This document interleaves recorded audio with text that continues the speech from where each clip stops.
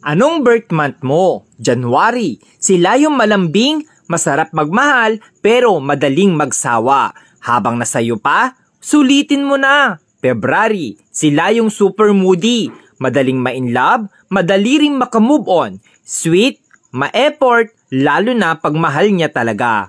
March. Sila yung malambot ang puso, madaling lambingin, masarap mahalin, pero grabe kung magalit, mabilis mag-move on.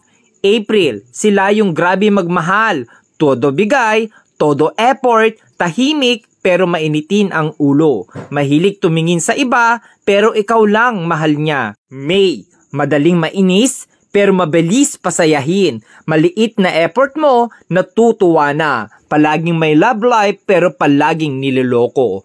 June, mahilig talaga mga liwa, pero kapag nakita na niya yung taong mahal niya, loyal kung loyal yan. Masayahin pero doble ang sakit ang kayang ibalik sa'yo once nasaktan mo. July, sila yung mga taong hindi mabilis magtiwala.